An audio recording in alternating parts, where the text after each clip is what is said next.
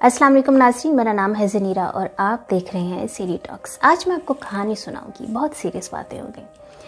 आज मैं कहानी सुनाऊंगी एक ऐसी राइटर की जिसने कुछ ऐसा लिखा कि पूरी दुनिया में उसका नाम पैदा हो गया। तो वो एक लड़की जिसने एक नावल लिखना शुरू किया, जिसको खुद पता नहीं था कि वो क्या चीज़ क्रिएट करी। तो मैं बात कर रही हूँ जेके राउलिंग की। अगर आप हैरी पॉटर के फ़ैन हैं तो आप ज़रूर जानते होंगे कि वो कौन थी। आज हम बात करेंगे जेके राउलिंग की सक्सेस स्टोरी के बारे में।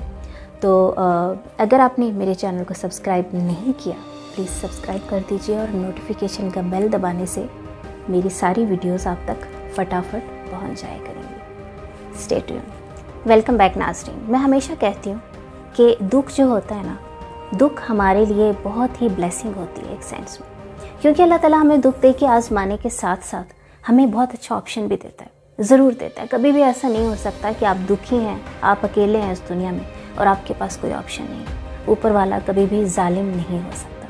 अल्लाह ताला अगर हमें कोई एक चीज़ हमारे से छीनता है तो साथ 5-6 चीज़ें और देता है।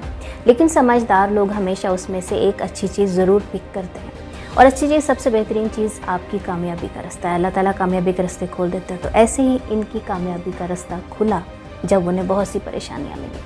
उनकी ज़िंदगी में एक सानिया हुआ। जब वो 25 साल की थी, उनकी माँ इस दुनिया से चली गई। वो बहुत परेशान हुई, वो बहुत रोई, वो बहुत घबराई, क्योंकि वो बिल्कुल अकेली थी और उनका साथ देने वाला कोई नहीं था। उस वक्त वो ऑलमोस्ट 6 महीने से हैरी पॉटर लिख रही थी और उन्हें इस बात का दुख है और रहेगा, और वो कहती भी हैं कि मुझे इस बात का बहुत दुख है कि मेरी माँ को इस बारे में नहीं पता था कि मैं कुछ लिख रही हूँ। माँ की वफ़ात के बाद 1992 में वो पुर्तगाल चली गई। वहाँ जाकर उन्होंने बेटी को जन्म दिया जिसका नाम जेसिका था। तब तक उन्होंने हैरी पॉटर के 3 चैप्टर लिख दिए थे, बट उनकी ज़िंदगी के साथ एक और बहुत बड़ा सानिया हुआ। अभी वो अपनी माँ की मौत से नहीं संभली थी कि उनके हस्बैंड ने उनको डिवोर्स दे दिया। ज़िंदगी तो जैसे बिल्कुल ख़त्म हो जाती है ना। अब वो जॉबलेस भी थी, होमलेस भी थी, उनके पास ना मोहब्बत थी ना शफ़क़त थी। एक टाइम पे जब आपको लगता है कि सारी स्ट्रेस आपके कंधों पे, आप पूरी दुनिया में अकेले हो और आपको कोई भी देखने वाला, जानने वाला नहीं है, और आप वो फील करते हो अपनों के जाने का दुख। That time she was facing that thing. Jessica, उनकी बेटी, रोती रहती और वो लिखती रहती। वो अपनी बेटी को एक तरफ डाल देती और वो खुद अपना नावल लिखती रहती। उनके पास इतने पैसे नहीं थे कि वो उस बेटी के लिए कोई टेक केयर का अरेंज करें। But every usual standard I was the biggest failure, ये उनका कहना है। वो इतनी गरीब थी कि उनके पास कंप्यूटर नहीं था। वो इतनी गरीब थी कि वो अपने हाथ से वो सारा कुछ लिखती, एक एक लफ्ज़ अपने हाथ से लिखती। वो चाहती थी उनके पास कंप्यूटर हो ताकि वो टाइप करने में उन्हें आसानी हो। बट उन्होंने 90,000 वर्ड्स का वो जो नावल था अपने हाथ से कंप्लीट किया। अब टाइम आया कि वो इस नावल को कैसे पब्लिश करें। उनके पास इतने भी पैसे नहीं थे कि वो उसकी कॉपीज़ ही करवा सकें। वो अपने घर से निकली और पब्लिशर से मिलने गई। 12 पब्लिशर्स ने उनके इस प्रोजेक्ट को रिजेक्ट किया। पब्लिशर हाउस लंदन में बूम नाम का एक पब्लिशिंग एजेंसी थी जो बहुत ही छोटे से स्टैंडर्ड की थी। अब वहाँ पे ये हुआ कि उनके सीईओ को जब उन्होंने वो सारी अपनी कॉपीज़ दी, जो सारा उन्होंने अपना जो लिखा हुआ था दिया, वो अपने घर ले गए। अब ये हुआ कि सीईओ की बेटी जो थी, उस सीईओ की बेटी को इस करैक्टर से इश्क हो गया, हैरी पॉटर से, और उसने अपने बाप को फोर्स किया कि पापा मुझे तो ये इसकी बुक चाहिए, I am in love with this character, and she was completely she was adoring this book.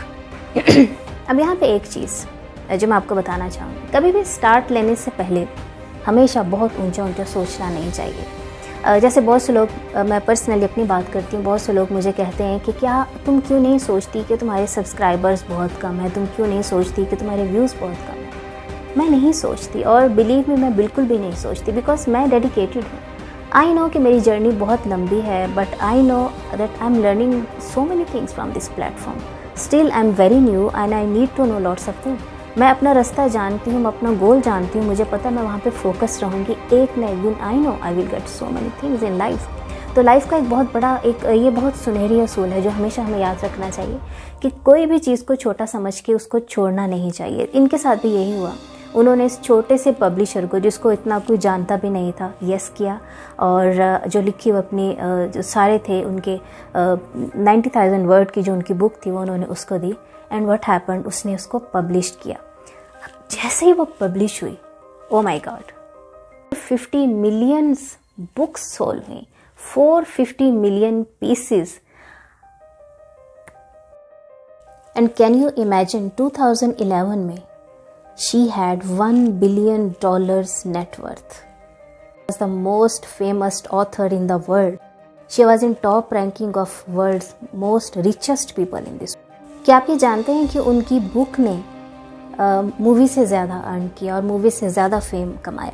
उसके बाद फिर इसकी मूवी बनी, जो मूवीज़ ने ऑलमोस्ट 8 मिलियन से ज़्यादा प्रॉफिट कमाया और इसके साथ साथ 12 अकेडमी अवार्ड्स विन किए, ऑस्कर अवार्ड्स विन किए। एक चीज़ हमेशा याद रखें, कभी भी अपने इरादों से डिमोटिवेट ना हो। जितना बड़ा फेलियर होगा ना, उतनी ही बड़ी सक्सेस मिलेगी आपको। जैसे आपकी सोच अगर गरीबों वाली है, अगर आपकी सोच ही इतनी कि आपने बाइसिकल लेना है और आप बहुत प्राउड होकर फिर हो कि मैंने साइकिल ले लिया, आपकी जो सोच होगी आपको उतना मिलेगा, क्योंकि आप उस सोच के लेवल से फिर उतना सोचोगे, उतनी मेहनत करोगे।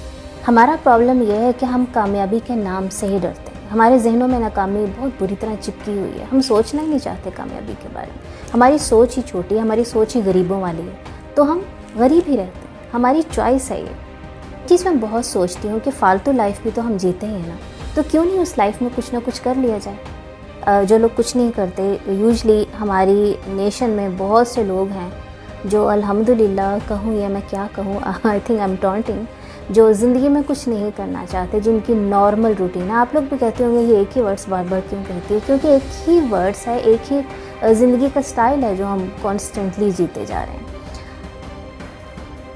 फालतू लाइफ जीने की आदत पड़ी हुई है। हमारी फैमिलीज़ हमें फालतू लाइफ पे सपोर्ट करती हैं।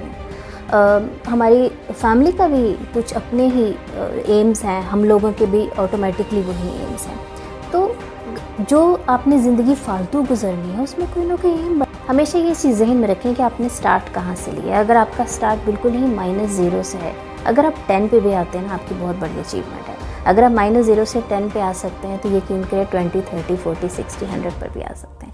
कुछ लोग ऑटोमेटिकली 50 से ऊपर के रैंक पे होते हैं, जिन्हें 100 पे जाने में देर होती है। कुछ लोग -0 होते हैं। आई मीन कुछ लोग जिनके पास अपॉर्चुनिटीज़ नहीं है, जिनके पास दौलत नहीं है, जिनके पास सपोर्ट नहीं है, वो -0 होते हैं। उनको अपने आप के लिए अपने आप को रिन्यू करना होता है ना, अपने लिए एक स्टैंड लेना पड़ता है और उनकी हेल्प करने वाला कोई नहीं होता।